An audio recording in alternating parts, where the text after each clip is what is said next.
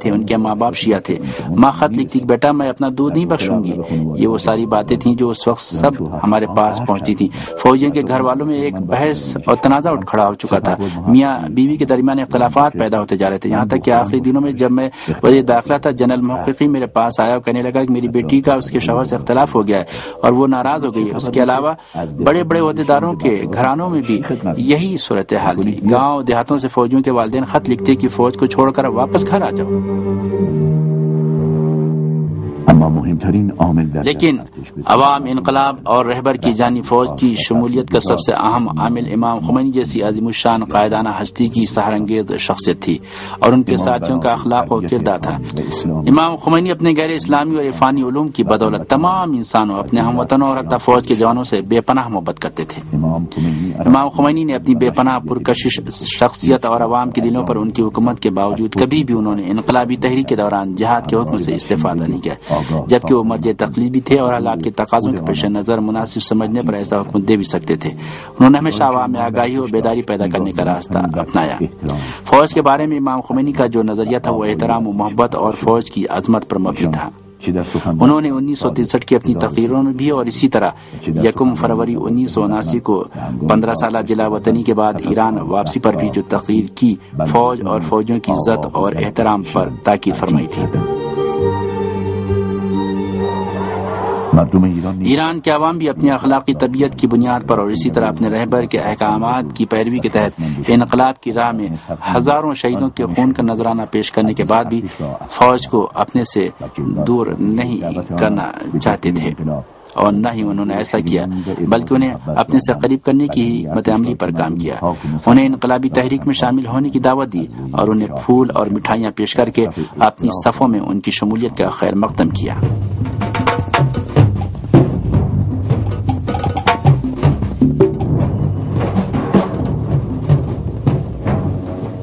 شاہ اور اس کے حامی شکست کھا چکے تھے۔ وہ ایک طرف سے انقلاب کی کامیابی سے خائف تھے تو دوسری طرف انہیں اپنی املاک و جائیداد فروخت کر کے ملک سے فرار کرنے کی فکر تھی۔ ان کے پاس کسی بھی طرح کی سیاسی بصیرت بھی نہ تھی۔ وہ اقتدار اور طاقت کے فرق کو ہرگز نہیں سمجھ سکے تھے۔ جب بھی کسی بندوق سے کوئی گولی نکلتی ہے تو وہ کہیں نہ کہیں ضرور لگتی ہے، لیکن گولی چلانے والے کے لیے بھی ضروری ہے کہ اس کے پاس ضروری عزم و ارادہ، ایمان اور اعتقاد بھی ہوتا کہ صحیح نشانے پر لگے۔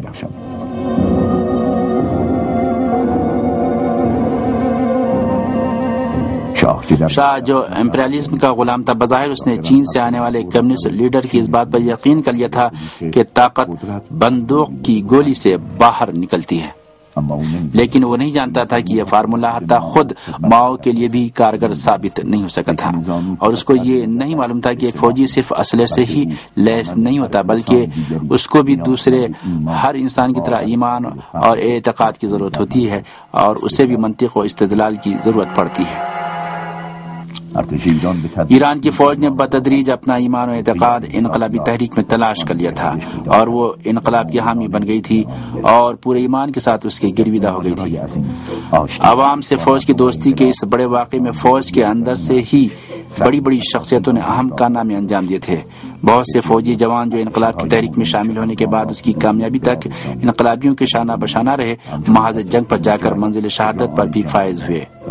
ان کا شمار فوج کے اہم ستونوں میں ہوتا تھا اور انہوں نے فوج کے اندر اسلام پسندی کے جذبے کو بہت زیادہ تقویت پہنچائی تھی، جن میں شہید جنرل قرنی، شہید جنرل نامجو شہید، ایئر مارشل احمد کشوری، لشکر اسلام کے سربلند سپاہی جنرل شہید سیاد شیرازی،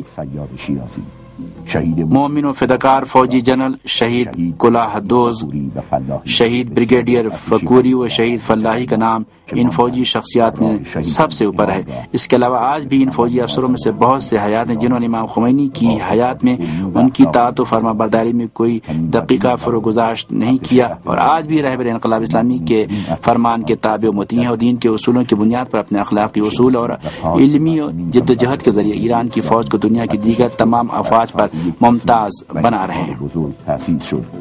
اسلامی جمہوریہ ایران کی پاک و مومن فوج ایک ایسی فوج ہے جو ایک بڑے اور عظیم فیصلے کی بنیاد پر قائم کی گئی اور جو خون و شہادت کے ماحول میں پروان چڑھی اور جس نے علم و دانش و فضیلت کی اساس پر ترقی و کمال کی منزلیں طے کی ہیں۔ اور اس فوج کا وہ عظیم فیصلہ 8 فروری 1979 کو فوج کی تاریخ کا ایک انتہائی درخشاں باب ہے، جب بختیار کی عوام دشمن اور امریکہ نواز حکومت فوج پر بھروسہ کرتے ہوئے پورے ملک میں خون کی ہولی کھیلنا چاہتی تھی۔ 7 فروری 1979 کو امام خمینی نے ایک اہم پیغام جاری کیا۔ رہبر انقلاب اسلامی حضرت آیت اللہ علیہ السلام خامنئی، جن کی عمر اس وقت صرف 38 سال تھی، انقلابی فوجیوں کے بارے میں گہری شناخت کے پیش نظر وہ پیغام فضائیہ کے جوانوں اور افسروں کے پاس لے کر گئے۔ امام خمینی رحمۃ اللہ علیہ کے منطقی کلام اور حضرت آیت اللہ علیہ السلام خامنئی کے مستحکم اور اثرگزار لہجے نے فوجی جوانوں پر انتہائی فیصلہ کن اثر مرتب کیا۔ اور اب کیا تھا، سبھی فوجی ایک بہت ہی تقدیر ساز فیصلہ کرنے کے لیے تیار ہو چکے تھے۔ فوجی جوانوں کے دل امام خمینی کے اس پیغام سے گویا تر و تازہ ہو گئے تھے، اور پھر انہوں نے ایک ایسی داستان رقم کی جو ایرانی فوج کی تاریخ کی ایک جاویدانی داستان بن گئی۔ طاغوت سے برات اور امام خمینی سے بیعت کرنے کے لیے شاہی فوج اور فضائیہ کے بڑے بڑے عہدیداروں، جنرلوں، افسروں اور جوانوں کی فوج سے نکل کر امام کی خدمت میں حاضری اور عوام اور دین کی خدمت کے لیے ان کے جذبے کے اظہار نے یہ ثابت کر دیا تھا کہ دلوں پر حکومت اور گھر کرنے نیز پاک و مومن دلوں کو ایک دوسرے سے ملانے کا راستہ وہ راستہ ہے جسے فقط اللہ والے ہی دیکھ سکتے ہیں۔ 8 فروری 1979 کو امریکیوں اور ملک کے اندر ان کے پٹھوں کے سبھی سحر و طلسم ٹوٹ اور بکھر چکے تھے، اور پاک و مومن فوج نے اپنے صحیح قائد و کمانڈر کی شناخت حاصل کر لی تھی، اور اسی قیادت اور الہی ولایت کے زیر سایہ ہی اس فوج نے 3 اشروں میں ہزاروں سال کی مسافت طے کر ڈالی۔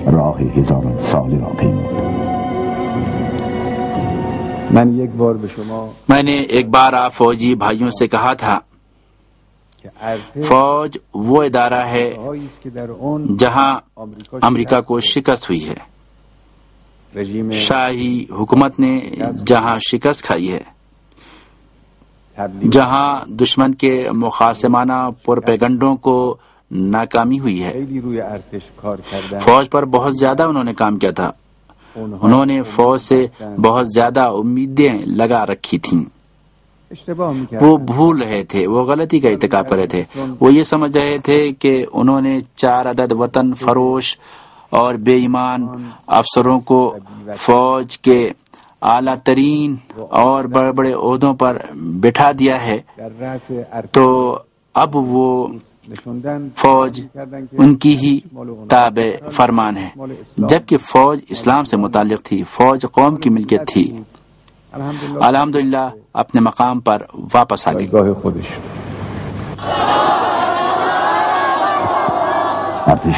اسلامی جمہوریہ ایران کی فوج نے یہ ثابت کر دیا کہ اس نے اپنے پاک باطن میں کتنے عظیم سپوتوں کی پرورش کی ہے۔ آج صحیح معنوں میں یہ فوج قوم کے لیے باعث افتخار اور عوام کے لیے سب سے زیادہ بھروسے مند ادارہ ہے۔ اس فوج نے یہ ثابت کر دیا کہ جنگ سے جہاد کا کوسوں کا فاصلہ ہے۔ یہ فوج توحید و اخلاق کے جہاد کی فوج ہے۔ ایسے اخلاص اور دلاوری کا معجزہ ہے جو شہداء کے خون اور امام خمینی اور رہبر انقلاب اسلامی حضرت آیت اللہ علیہ السلام خامنئی کی مدبرانہ قیادت کی بدولت ماضی کی بڑی بڑی مشکلات کو عبور کر کے آج پورے اقتدار کے ساتھ قوم کی خدمت میں لگی ہوئی ہے۔